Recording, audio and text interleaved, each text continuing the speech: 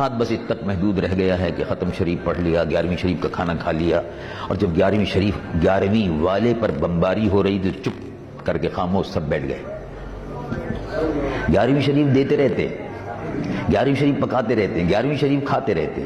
سبحان اللہ، کرنی چاہیے، بڑی برکت ہے، ہم خود کرتے ہیں، حاضر بغداد شریف بھی ہوتے ہیں، لیکن جب 11ویں والے پیر کے مزار پر بمباری ہو رہی تھی تو لوگ بیچارے خاموش ہو گئے تھے، کچھ نہیں بول رہے تھے۔ کیوں؟ اس لیے کہ حکومت ناراض ہو جاتی اور امریکہ ناراض ہو جاتا۔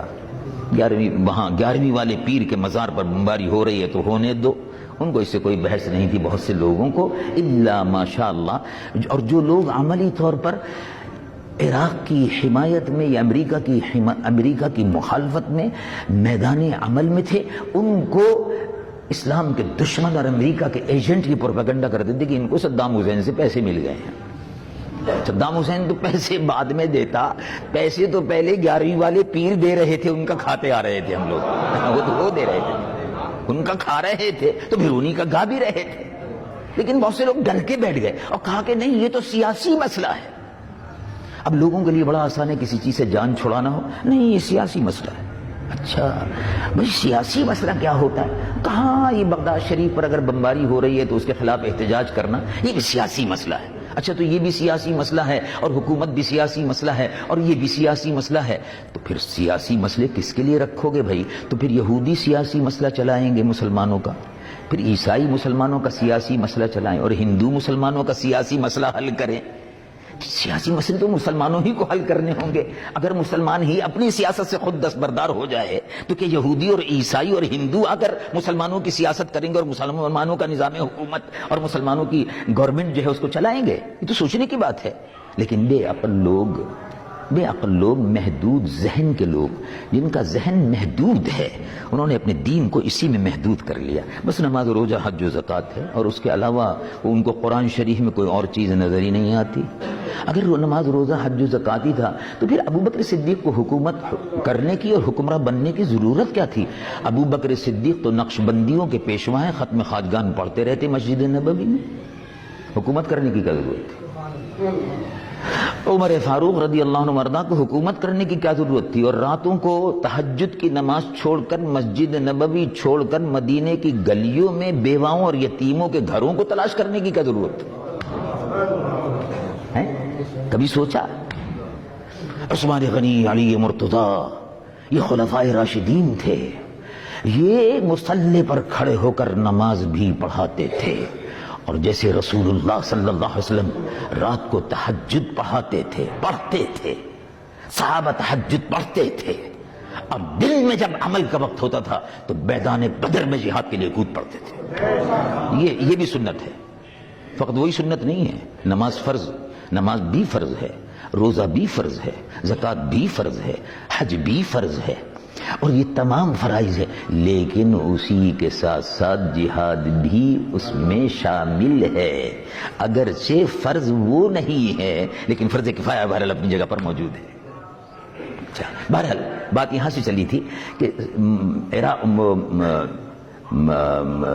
ایران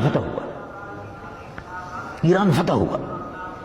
اب دیکھو، اگر کوئی آدمی ممبر پر بیٹھ کر کوئی آج کل کے زمانے میں سیاسی گفتگو کرنے لگے کہ فلاں جگہ مسلمانوں پر مظالم ہو رہے ہیں، فلاں جگہ مسلمانوں کے ساتھ یہ زیادتی ہو رہی ہے، تو بعد میں مقتدی اور مسلی میں اپنی متشرع حیثیت کے حاضر ہوتے ہیں، امام صاحب آپ نے بڑی سیاسی تقریر کر دی، کیا ضرورت تھی ذکر کرنے کی؟ چیچنیا، پتہ نہیں چیچنیا کہاں ہے، اخبار ہی نہیں پڑھتے، بے وقوف جاہل، اخبار نہیں پڑھتا، اس کو جغرافیے کا پتہ نہیں کہ چیچنیا کہاں ہے، مسلمانوں کے حال سے بے خبر ہے۔ رسول اللہ صلی اللہ علیہ وسلم نے ارشاد فرمایا، المؤمن للمؤمن کالبنیان یشد بعضہ بعضا، او کما قال صلی اللہ علیہ وسلم۔ مومن ایمان والے ایک دوسرے کے لیے ایسے ہیں جیسے عمارت کی اینٹیں، اور یہ بنیاد جو اٹھائی گئی ہے، کالبنیان یشد بعضہ بعضا، جیسے بنیان، یہ اینٹیں، یہ برکس، یہ اینٹیں ایک دوسرے سے ملی ہوئی اور جڑی ہوئی ہیں، جڑ سے نیچے سے اوپر تک، اسی طرح سے مسلمان روح زمین کا ایک دوسرے سے جڑا ہوا ہے۔ اور اسی کی بنیاد پر ارشاد فرمایا انما المؤمنون اخوہ، قرآن مجید فرقان حمید میں فرمایا ایمان والے ایک دوسرے کے بھائی ہیں۔ اب تم اپنے بھائی کے حال سے بے خبر ہو۔ ہم نے دیکھا کسی شخص نے کہا کہ بہت بڑا اجتماع ہوتا ہے لاہور کے قریب، کچھ لوگ بستر لے کے جاتے ہیں، اجتماع کرتے ہیں، کہ وہاں کوئی دعا وغیرہ ہوئی تھی؟ نہیں۔ ہاں دعا ہوئی تھی۔ کیا دعا ہوئی تھی؟ بس یہ اللہ گناہوں کو معاف فرما، اللہ روزی میں برکت عطا فرما، بالکل ٹھیک ہے۔ اللہ بیماروں کو شفا عطا فرما، بالکل ٹھیک ہے۔ مسلمانوں کے لیے بھی دعا ہوئی تھی، اللہ مسلمانوں کو نیک بنا، سبحان اللہ، بڑی خوشی کی بات ہے۔ نیک بنا، ایک بنا، بالکل خوشی کی بات ہے۔ اور بھی کوئی دعا ہوئی تھی؟ نہیں، اور تو کچھ نہیں ہوئی تھی۔ ارے بھائی مسلمان مر رہے ہیں، ان کے لیے دعا ہوئی تھی؟ نہیں ہوئی تھی۔ کشمیر میں مسلمانوں کا قتل عام ہو رہا ہے، دعا ہوئی تھی؟ نہیں ہوئی تھی۔ ذرا غور فرمائیے، 10,000 مسلمان عورتوں کی عصمت ہندو لوٹ چکا ہے اور مسلسل کشمیر میں لوٹ رہا ہے جی، اور مولوی صاحب دعا نہیں کرتے کیونکہ سیاسی مسئلہ ہے۔ اللہ اکبر، مسلمانوں کا قتل عام ہو رہا ہے، یہ سیاسی مسئلہ ہے۔ 40,000 مسلمان، یہ ایمنسٹی انٹرنیشنل کی رپورٹ ہے کہ 40,000 آدمی مسلمان کشمیر میں اب تک شہید ہو چکا ہے۔ 40,000 اور 1 لاکھ کے قریب مسلمان معذور ہو کر مظفر آباد اور اس کے اردلواح میں کیمپوں میں پڑا ہوا ہے۔ کسی کا ہاتھ کٹا ہوا ہے، کسی کی آنکھ نکلی ہوئی ہے اور کسی کی ناک کٹی ہوئی ہے، عورتوں کی چھاتیاں کٹی ہوئی ہے، اور دعا نہیں ہو رہی۔ کیوں بھائی، کیا بات ہے؟ سیاسی بات۔ اچھا، یعنی کشمیر کے مظلوم مسلمانوں کے لیے دعا کرنا سیاسی بات ہے۔ چیچنیا میں قتل عام ہو رہا، چیچنیا کہاں ہوتا ہے؟ تو اخبار تو پڑھتے نہیں ہیں۔ اخبار اس لیے نہیں پڑھتے کہ فوٹو ہوتا ہے۔ ارے بھائی فوٹو مت دیکھو، کم از کم خبر تو پڑھ لو اپنے مسلمان بھائی کی۔ تو فوٹو تو لفافے بھی ہوتا ہے، فوٹو تو نوٹ میں بھی ہوتا ہے، تو جیب میں کیوں رکھتے ہو؟ پھر مسجد میں کیوں جاتے ہو؟ سارے نوٹ جو ہیں جیب سے باہر نکال کے مسجد کے باہر رکھ کر چلے جایا کرو، پھر ماشاءاللہ پتہ چلے گا نماز کیسے ہوتی ہے۔ اگرچہ مجھے معلوم ہے یہ مسئلہ، امام اہل سنت اعلیٰ حضرت فاضل بریلوی نور اللہ مرقدہ نے کفل الفقیہ الفاہم میں ارشاد فرمایا ہے، اور تمام علماء اور محدثین نے اس پر اتفاق کیا ہے کہ بھئی نوٹ لے کر مسجد میں جا سکتے ہیں، اگرچہ اس میں تصویر ہے، مجھے معلوم ہے یہ مسئلہ، لیکن میں کہہ رہا ہوں آپ سے کہ جب یہی بات ہے تو پھر وہ جیب میں کیوں رکھا ہوا؟ جیب شریف میں تصویر بھی رکھی ہوئی، نوٹ بھی رکھا ہوا ہے، اور عمرہ کرنے کے لیے کیوں بار بار جاتے ہیں تصویریں کھچوا کر، اور سعودی عرب کے سفارت خانے میں دے کر، اور حج کے لیے کیوں جاتے ہیں بار بار؟ حج تو ایک دفعہ فرض ہے اور عمرہ تو فرض نہیں ہے۔ کس نے کہا عمرہ فرض ہے؟ صرف حج ایک مرتبہ عمر میں فرض ہے۔ اور ویڈیو پر اور ٹی وی پر تقریریں بھی ہوتی ہیں، اور بعد میں کہتے ہیں کہ ٹی وی اور ریڈیو ٹھیک ہے، ویڈیو بھی ٹھیک ہے، یہ بھی ٹھیک ہے، لیکن مسجد میں نہیں آنا چاہیے۔ اچھا، اگر مسجد میں نہیں آنا چاہیے تو پھر اور جگہ بھی نہیں آنا چاہیے؟ جو چیز یعنی مسجد میں ناجائز ہے اور گھر میں جائز ہے، مسجد میں ناجائز ہے اور سڑک پہ ناجائز ہے، تو اس قسم کے مسائل میں لوگوں کو، چھوٹے چھوٹے مسائل میں مسلمانوں کو لوگ الجھا کر دین سے نفرت نوجوانوں میں پیدا کر رہے ہیں۔ اب آپ دیکھ لیجئے، ایک زمانے میں اختلاف شروع ہوا ایک مسجد میں جہاں میں خود بھی رہتا ہوں، ایک زمانے میں اختلاف ہوا اور 1 سال تک یہ اختلاف چلتا رہا، لاؤڈ اسپیکر پر نماز ہوگی یا نہیں ہوگی، ہوگی کہ نہیں ہوگی، ہوگی کہ نہیں ہوگی۔ مسلمان اسی میں لگے رہے اور اس میں بہت سی مسجدیں جو تھی وہ نکل کر بدعقیدہ لوگوں کے ہاتھوں میں مسجدیں چلی گئیں، اس لیے کہ ہم لوگ نماز نہیں پڑھتے تھے لاؤڈ اسپیکر پر، چلی گئی۔ کتنا بڑا نقصان دین کا ہوا۔ ہندوستان میں بھی یہی ہوا۔ اب 50 برس بعد، 25 برس بعد سنیوں کو عقل آتی ہے، 25 برس بعد عقل آئی کہ نہیں تو بڑا نقصان ہوا، مسجدیں نکلنی شروع ہو گئیں، لاؤڈ اسپیکر پر نماز نہیں ہو رہی تو مسجد چلی گئی اور وہ شور مچنے لگا اور نماز میں دل جمعی نہیں ہوتی اور یہ نہیں ہوتا، اور مختلف چھوٹے چھوٹے مسائل ہیں، علماء کے مسائل ہیں، یہ علماء کے درمیان میں طے کرنے کے ہیں۔ جاہلوں کو ان مسائل کے درمیان میں بیچ میں آ کر اہل سنت میں تفرقہ نہیں پیدا کرنا چاہیے۔ یہ تو علماء کے مسائل ہیں، علماء بیٹھ کر طے کریں گے، ٹھیک ہے، عالموں نے طے کیا کہ کیا کیا کیا نہیں کیا وہ جانے۔ اب جو سنی عالم جو کر رہا ہے بس ٹھیک ہے، وہ جانے، اس کا کام جانے، وہ ذمہ دار ہے، اس کی ذمہ داری ہے۔ تو میں عرض کر رہا تھا کہ وہ مال غنیمت وہ سیاسی گفتگو ہو گئی درمیان میں. مال غنیمت لے کر قافلہ پہنچا. قافلہ پہنچ گیا اور قافلہ جب پہنچا مدینہ منورہ تو سبحان اللہ غنیمت کا مال جب آیا تو مسجد نبوی میں رونق لگ گئی. تمام جتنی بھی شمعدان اور روشن دان اور بتیاں اور موم بتیاں یہ سب اعلیٰ قسم کی چیزیں سب وہاں سے آئی تھیں. وہ سب سیدنا فاروق اعظم نے فرمایا سبحان اللہ دیکھو کیسے اچھے موقع پر یہ آیا. اب رمضان شروع ہو رہا ہے, جلدی سے مسجد کو سجا دو, روشن کر دو. مسجد روشن کر دی حضرت عمر نے. سبحان اللہ, مسجد روشن ہوتی ہے. مسجد نبوی تو ویسے ہی روشن ہے. مسجد نبوی تو ویسی ہی روشن ہے. اس کی سب سے بڑی مسجد نبوی کی فضیلت یہ ہے کہ اس مسجد میں جنت ہے جو کہیں نہیں ہے. سب سے بڑی فضیلت یہ ہے. ما بین بیتی, حضور پر نور صلی اللہ علیہ وسلم کا ارشاد مبارک حدیث بخاری شریف, ما بین بیتی, دیکھو یہ میرا گھر ہے. حضور کا حجرہ مبارک مسجد نبوی میں جو حجرہ مبارک تھا وہی گھر تھا. اسی سے دروازہ مسجد نبوی میں کھلتا تھا. تمام صحابہ کے دروازے جو ہے وہ مسجد نبوی میں کھلتے تھے. بعد میں حضور نے حکم فرمایا کل خوخۃ یغلق, سب کھڑکیاں دروازے سب بند کر دو الا خوخۃ ابی بکر رضی اللہ عنہ. ابو بکر کا دروازہ کھلا رہے گا, باقی سب کے دروازے بند کر دو.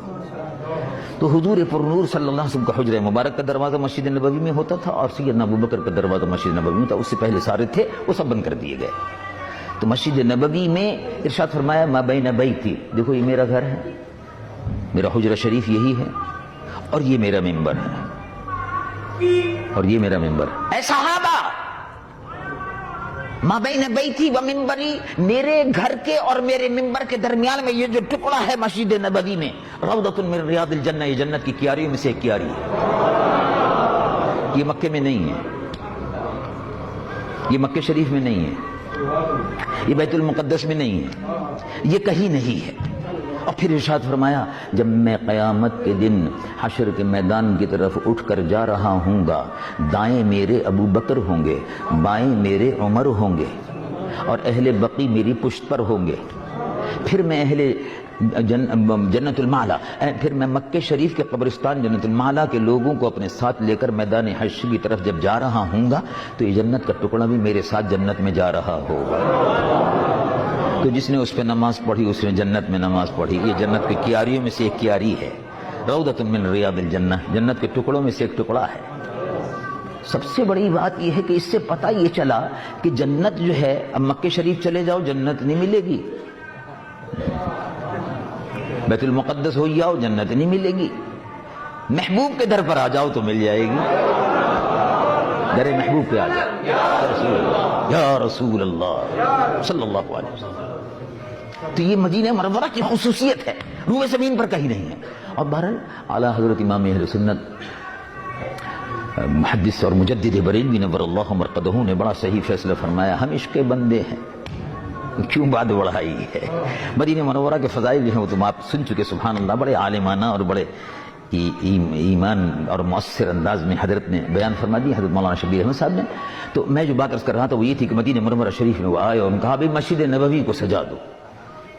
سجا دیا, روشن ہو گئی مسجد. لیجیے صاحب رمضان شروع ہو گیا, اب پہلی رات تھی. اب جو مسجد بقائے نور بنی ہوئی تھی, کسریٰ کے محل کے جو وہ روشن دان تھے اور شمع دان تھے اور یہ سب لا کر جو سجائی گئی, اللہ اللہ روشن مسجد.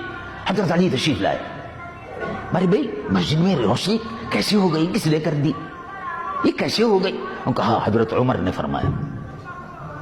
کیا بات, سبحان اللہ. حضرت علی نے فرمایا نورت مساجدنا,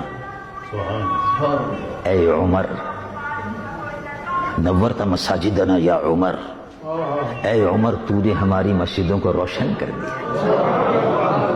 ہماری مسجد کو, مسجد نبوی کو بھی روشن کر دیا, اسی رات میں قباء کی مسجد کو بھی روشن کر دیا, مسجد اجابہ کو بھی روشن کر دیا. اس لیے کہ وہ تو شمعدان آئے تھے نا بہت, تو کہا سارے مدینے میں مسجدیں جتنی بھی ہیں روشن کر دو.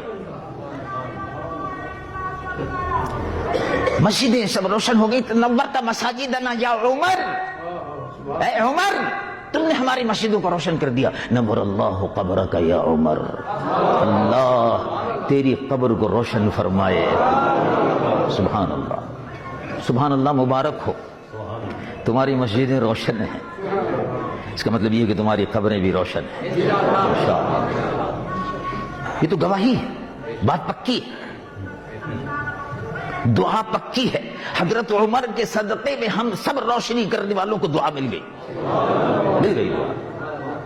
اللہ اللہ. تو میں بات یہاں سے چلی تھی اور عرض یہ کر رہا تھا کہ قرآن مجید و فرقان حمید اترا کہاں اترا؟ رب العالمین جل جلالہ عم نوالہ ارشاد فرماتا نزل بہ الروح الامین. روح الامین آئے, قرآن لے کر آئے. کیسے لے کر آئے؟ کس طرح اترا؟ روح الامین لے کر آئے. اور کس طرح اترا؟ تختیاں دے دی, لکھا ہوا دے دیا؟ نہیں, قرآن کو کوئی برداشت نہیں کر سکتا تھا. تختی برداشت نہیں کرتی, تختی تو بہت بڑی بات ہے, پتھر نہیں برداشت کرتے, پتھر بہت بڑی بات ہے, پہاڑ برداشت نہیں کر سکتے تھے, زمین برداشت نہیں کر سکتی تھی. یہ اگر اتر سکتا ہے پہاڑوں پر نہیں اتر سکتا, زمین کے کسی حصے پر نہیں اتر سکتا. اگر اتر سکتا ہے تو قلب مصطفیٰ پر اتر سکتا.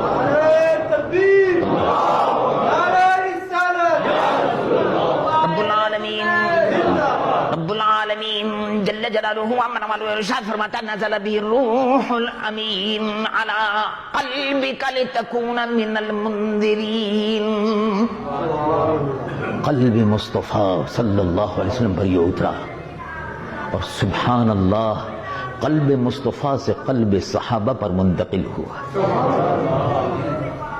ہم اہل سنت کا قرآن جو ہے وہ چھپا ہوا نہیں ہے, چھپا ہوا نہیں ہے, چھپا ہوا ہے, چھپا ہوا موجود ہے.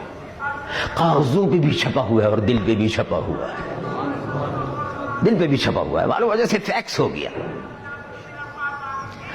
قرآن مجید و فرقان حمید کا حافظ جب پڑھتا ہے روئے زمین پر وہی قرآن پڑھا جا رہا ہے جو 1450 سال پہلے قلب مصطفیٰ پر اترا اور زبان مصطفیٰ پہ جاری ہوا صلی اللہ علیہ وسلم.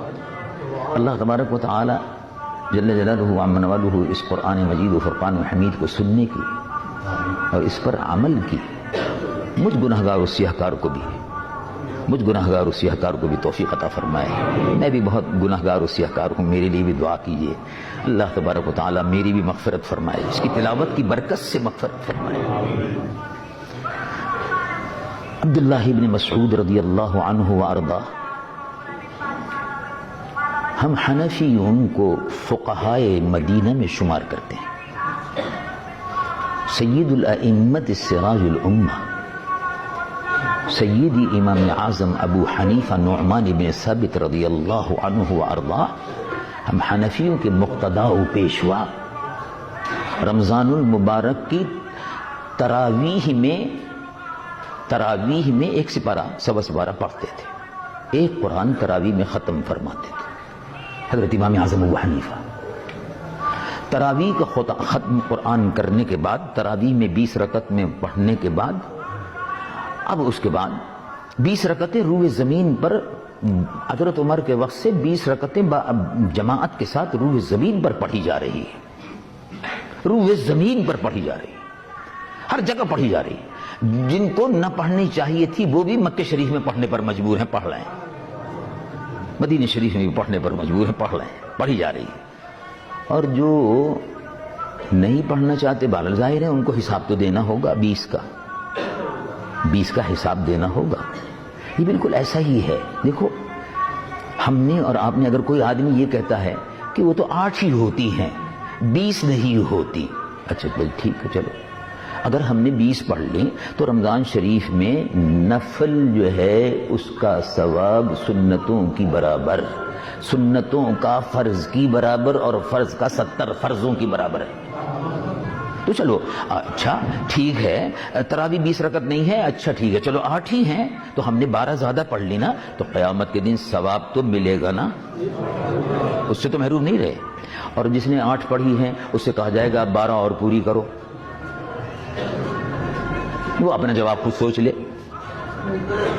ہمیں سنیوں کو کوئی فکر نہیں ہونی چاہیے، ہمارا حساب کتاب تیار ہے۔ انہوں نے کہا جی تم نے 12 زیادہ پڑھ لی، انہوں نے کہا ٹھیک ہے تو زیادہ ثواب دے دیجئے، آپ ہی کے لیے تو پڑھی ہیں، رمضان میں ہی پڑھی ہیں، نفل شمار کر لیجئے، ثواب دے دیجئے۔ تو گھاٹے میں تو نہیں رہے، 20 والے گھاٹے میں نہیں رہے، 8 والے ٹوٹے میں رہے، ان کا سودا گھاٹے کا۔ وہاں قیامت کے دن کہاں سے لائیں گے 12؟ وہ عمل کی جگہ تو ہے نہیں، وہ تو مقافات عمل کی جگہ ہے، وہ نہیں ہے۔ بہرحال عبداللہ ابن مسعود رضی اللہ عنہ وارضاہ کو فقہائے مدینہ میں شمار کیا جاتا ہے، اور فقہ حنفی کی زیادہ تر بنیاد جو ہے وہ سید الفقہاء